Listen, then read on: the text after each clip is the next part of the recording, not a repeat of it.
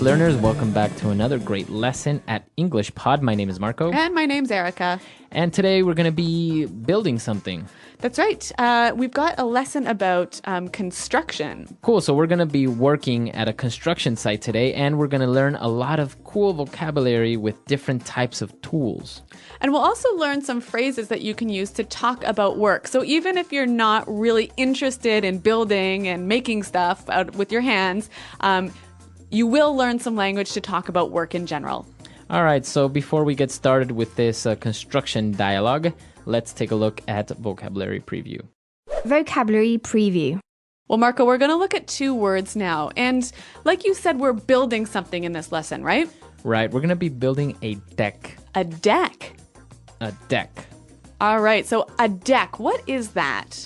Basically, it's an elevated wooden platform that houses will have like in their backyards maybe. So it's a platform that's a little bit higher off the ground behind your house. So it's very popular for houses to have decks, and people will put out a table and chairs and maybe have lunch out there or something. A barbecue or something. Exactly. Yeah. Okay, so a deck. Now they're building this deck and they need to follow some plans. Plans. The plans that we're talking about are construction plans. Yeah, it's kind of like the map for the deck, how you're going to build it. Exactly. So we can have floor plans, for example. So that shows you how the building looks, like where the different rooms are. And like a house, right? Yeah. So it's basically the map for a construction. Okay, great. So two interesting words. We're going to hear both of these in the dialogue. Now, why don't we get started and find out what's going to happen as they're building this deck?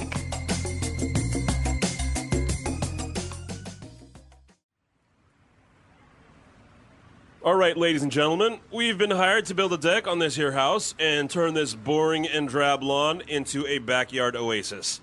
There is one catch, though. We've only got one day to finish this, so I'm going to need everyone to give 110% today. It's going to be tough, but we've got a great team here, and I know that together we can tackle this project. That being said, let's get to work. That's right. Now, remember, we've been over the plans, but we really need to make sure that everything is up to code. The home inspectors here are pretty thorough, so please make sure you follow the plans exactly. And remember the carpenter's rule of thumb: measure twice, cut once. Okay, guys, let's get at it. Bob, pass me that hammer.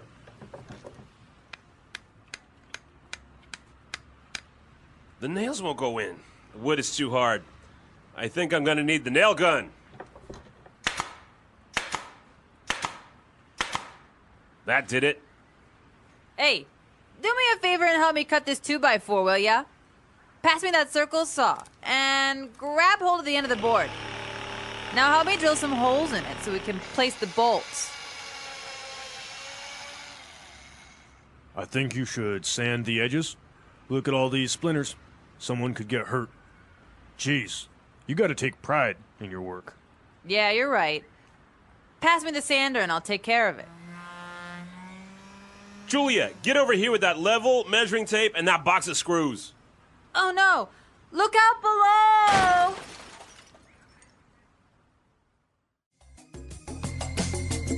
All right, so there are a lot of people building the deck. They have to build it fast. They've only got one day, so it's a really big challenge, huh? Yeah, and I think this is a good lesson in maybe not rushing through important projects, right? Exactly. So we saw some really interesting tools that they were using. So why don't we look at that first in language takeaway? Language takeaway. All right, so we've got some language all about tools. So why don't we just get started? So they mentioned a nail gun. Nail gun. A nail gun. So we all know about hammers and nails, right? Right, so the nails are what you put in the wood. Exactly. Now this is an advanced tool, so you don't have to use a hammer. It's kind of hard to explain, so why don't we listen to the sound this tool makes?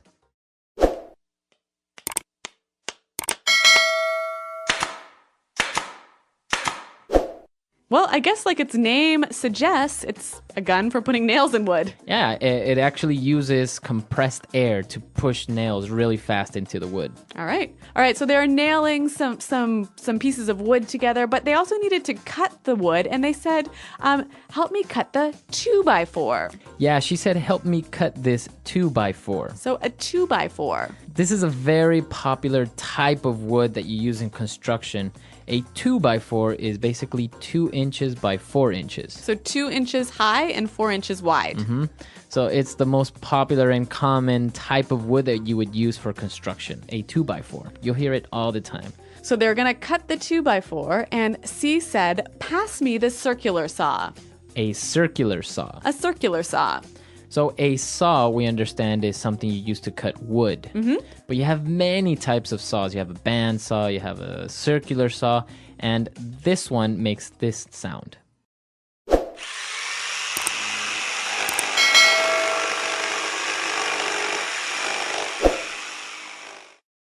So I guess it's called a circular saw because the blade or the cutting part is shaped in a circle. Yeah, a circular saw. So after they cut the piece of wood, one of the guys said, I think you should sand the edges. To sand To something. sand something.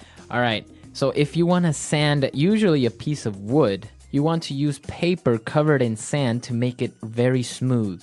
Yeah, exactly. And so they also mentioned a sander, right? A sander is basically a machine that has this sandpaper on it and will do the hard work for you. All right, so to sand something and a sander. Now, our next word is very related to sanding something, because if you don't sand a piece of wood, it might have splinters. Splinters. Splinter. Splinters. So like I said, if you cut a piece of wood, there are little pieces of wood that stick out and you can get hurt. They can get under your skin. Yeah, so tiny, tiny parts of wood. That's called a splinter. A splinter. Okay, so why don't we go on to our next tool? They were talking about a level.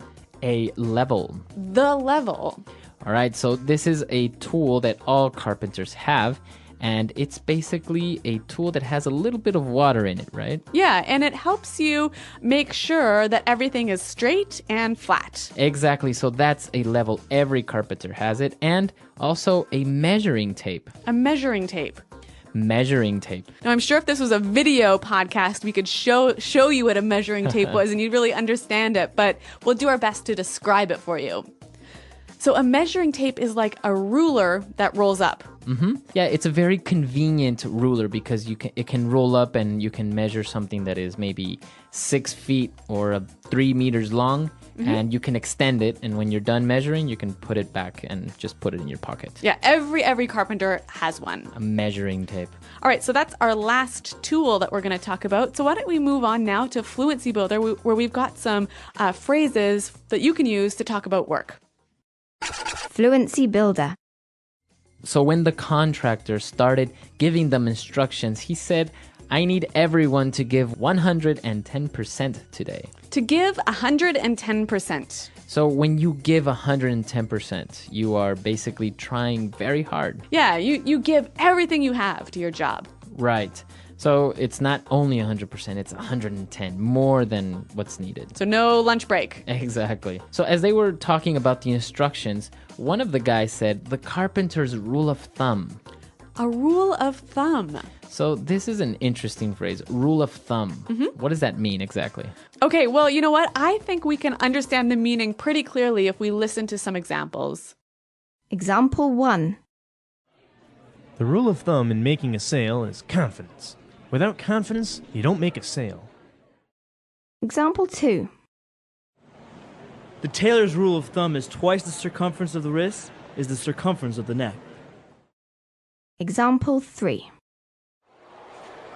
You don't have to take everything I say about marketing as a rule of thumb. One of the guys noticed a few problems, the splinters, and he said, you've got to take pride in your work. Okay, so to take pride in your work. To take pride in your work. So why did he say that to her? What is he trying to tell her? Well, because she made some mistakes, she didn't do such a good job. He's wanting her to work harder, work better. work more carefully. Okay, and so she can be proud of her work and say, this is a job well done. So when you take pride in your work, you work so well and do such a good job that you feel really happy about it. All right, good. So why don't we listen to this dialogue again for the last time, and then we'll come back and talk about construction.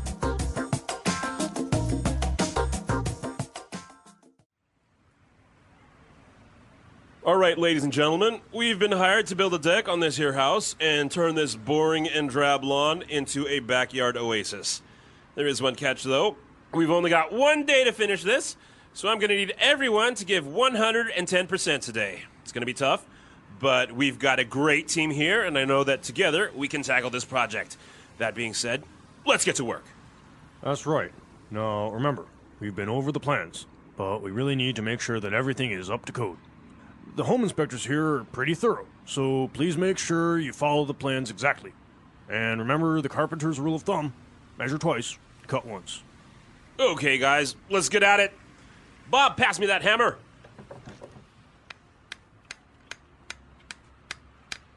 The nails won't go in. The wood is too hard. I think I'm going to need the nail gun. That did it. Hey, do me a favor and help me cut this 2x4, will ya? Pass me that circle saw and grab hold of the end of the board. Now help me drill some holes in it so we can place the bolts. I think you should sand the edges. Look at all these splinters. Someone could get hurt. Jeez, you gotta take pride in your work. Yeah, you're right. Pass me the sander and I'll take care of it. Julia, get over here with that level, measuring tape, and that box of screws. Oh no! Look out below!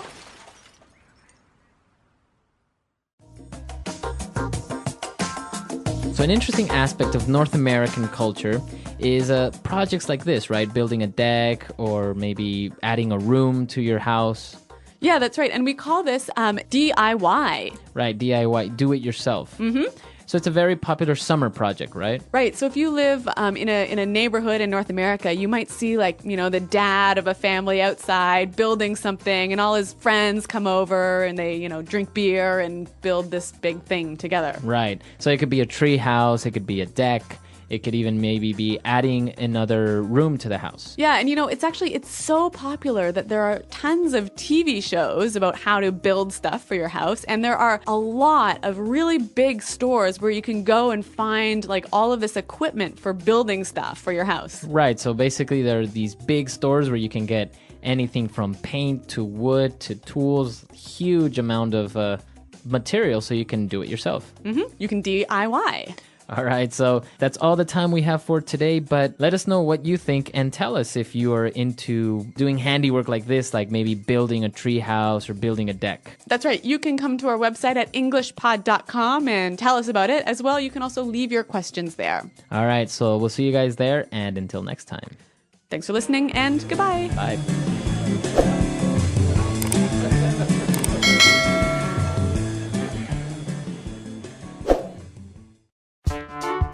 The English Pod Audio Review. Listen to the meaning, then say the vocabulary word. A circular saw mounted under a table or bench so that large pieces of wood could be cut. Table saw. To try your best. To give 110%. A decorative strip used for ornamentation or finishing on the edges of a wall. Molding. A piece of wood that is 2 inches thick and 4 inches wide. 2x4. A wall or ceiling constructed of a prefabricated material, such as plasterboard or paneling. Drywall. Let your effort be a reflection of your skill. Take pride in your work. A person or firm that supplies materials or labor for other companies. Contractor. Set of actions to complete a task. Plans. A person who makes or repairs wooden structures. Carpenter. A tool used to measure how long something is. Measuring tape. Let's try that faster. Let your effort be a reflection of your skill. Take pride in your work. A circular saw mounted under a table or bench so that large pieces of wood could be cut. Table saw. A piece of wood that is 2 inches thick and 4 inches wide. 2x4. To try your best. To give 110%. A decorative strip used for ornamentation or finishing on the edges of a wall. Molding. A tool used to measure how long something is. Measuring tape. Set of actions to complete a task. Plans. A person or firm that supplies materials or labor for other companies. Contractor. A wall or ceiling constructed of a prefabricated material, such as plasterboard or paneling. Drywall. A person who makes or repairs wooden structures. Carpenter. Now say the word and hear it in a sentence. To give 110%.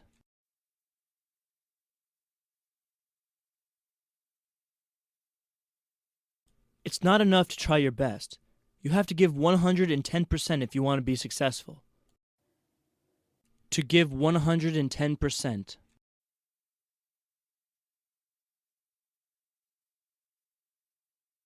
We really have to give 110% today if we want to finish this project on time.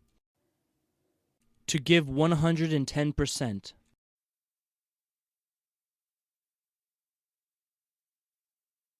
Good job, team. You really gave 110% out there today. 2x4. We need another 2x4 to finish this deck. 2x4.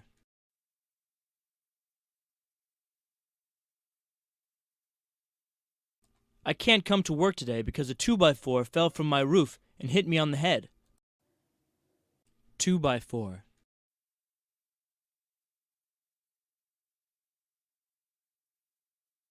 Did you see that?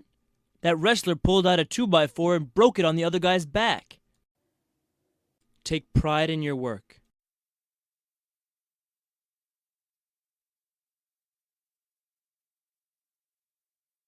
When you take pride in your work, you will start to enjoy it more and may even want to learn more to improve yourself. Take pride in your work.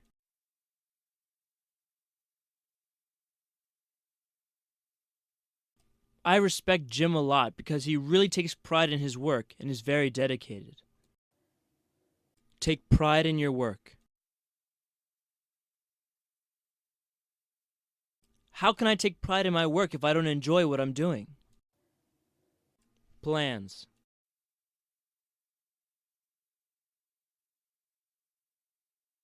Carl, I need the kitchen plans today so I can start putting up the kitchen cabinets. Plans.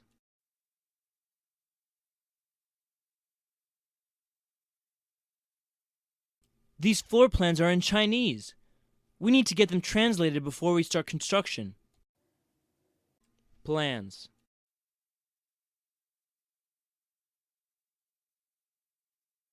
Our architect isn't done drawing our floor plans, but I'm sure the house is going to look great.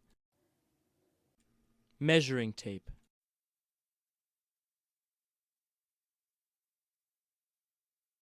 This measuring tape is in inches. I need one that has centimeters on it. Measuring tape.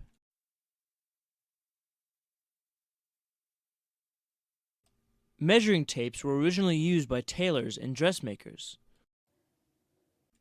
Measuring tape.